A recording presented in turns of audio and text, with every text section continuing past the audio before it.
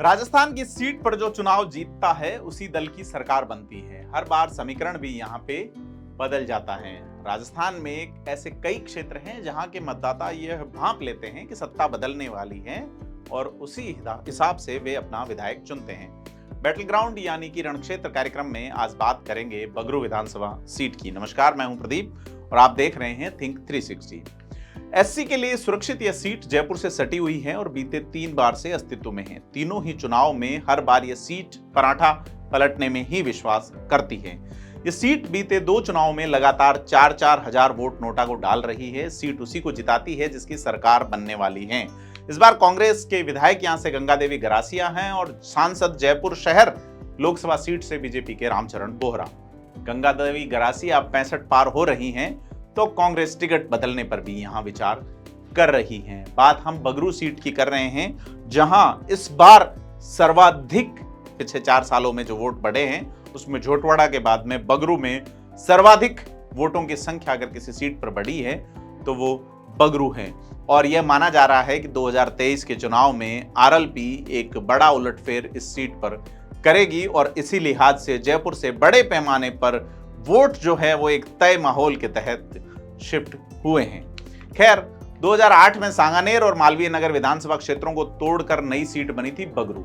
शहरी और ग्रामीण मिक्स कल्चर वाली इस सीट पर 300 विधानसभा बूथ हैं, 302 और करीब 3,36,000 मतदाताओं का यह रिकॉर्ड है। आपको जान के मतलब हैरत होनी चाहिए कि किस तरह से 40,000 वोटर यहाँ 4 साल में बढ़ गए, जबकि आदर्श नगर में यह बढ़ोतरी करीब 900 वोट की है जनवरी 2023 तक। आप किशन पोल में देखें तो 5,000 वोट घट रहे हैं। यहां समझ नहीं आ रहा कि 40,000 वोटर यकायक कैसे बढ़ रहे हैं। 42,000 41,000 वोटर यकायक झोटवाड़ा विधानसभा क्षेत्र में कैसे बढ़ रहे हैं, यह सोचने वाली बात है। तो एक ये भी माना जा रहा है कि जयपुर शहर का ग्रामीण इलाकों में आवासीय विस्तार भी एक बड़ी वजह है, लेकिन लोग मान रहे हैं कि आरएलपी की जो तैयारी है वो झोटवाड़ा और बगरू को लेकर इतनी सुदृढ़ है कि वो यहां पर कोई बड़ा खेल करने के मूड में है। यहां महिला मतदाताओं की संख्या पुरुषों के मुकाबले थोड़ी कम है। ढूंढाड़ क्षेत्र की प्रमुख सीट जयपुर जिले के झोटवाड़ा, मालवीय नगर, सांगानेर, बस्सी, दूदू, फुलेरा, चाकसू विधानसभा क्षेत्रों से सीमा साझा करती हैं।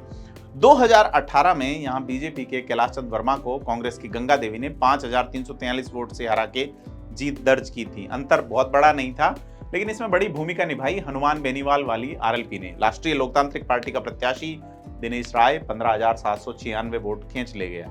आरएलपी का एक बहुत बड़ा बेस है यहाँ पे और यह 2018 के चुनाव को कैसे रिपीट करेगा 2023 में बड़े वोटों के लिहाज से आपको एक बार विचार करना चाहिए।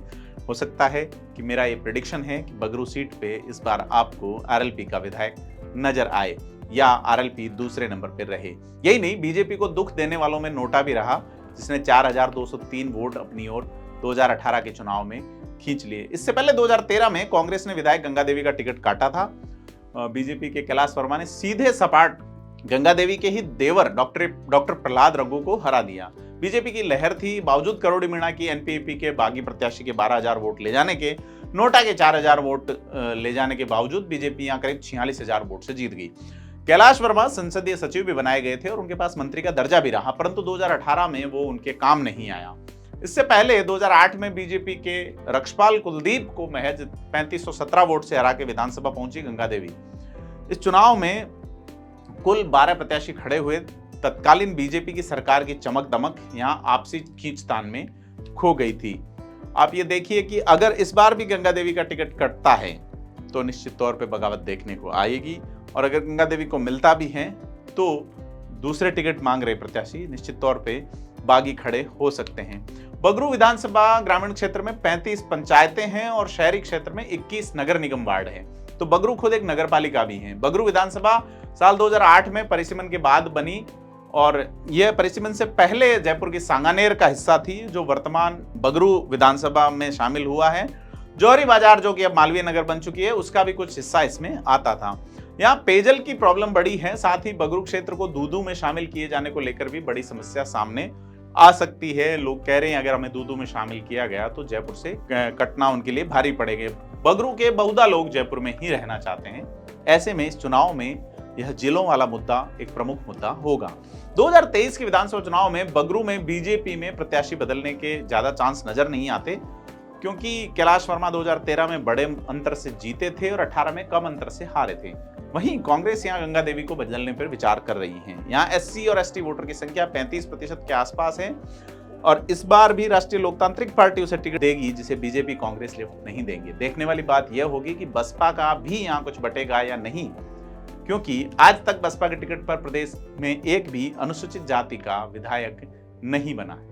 तो बगरू का मूड क्या रहेगा 2023 में? आरएलपी किस तरह से एक अलग अंदाज में जाएगी? साथ ही दलित वोट बैंक होने के चलते बसपा भी यहाँ पे एक बड़ी भूमिका निभाने की कोशिश में रहेगी। जयपुर शहर या जयपुर ग्रामीण जिले का हिस्सा रहें, यह बगरू के मतदाताओं की डिमांड है। ऐसे में गंगा देवी गरासिया, जो कि 65 पार हो चुकी हैं, उनके परिवार से किसी को टिकट दिया जाता है और अगर मान लीजिए कि बीजेपी कैलाश वर्मा का टिकट काटती है या कोई और प्रत्याशी यहाँ आता है, तो तमाम तरह की बातें मिलकर तय करेगी कि अगला विधायक कौन होगा।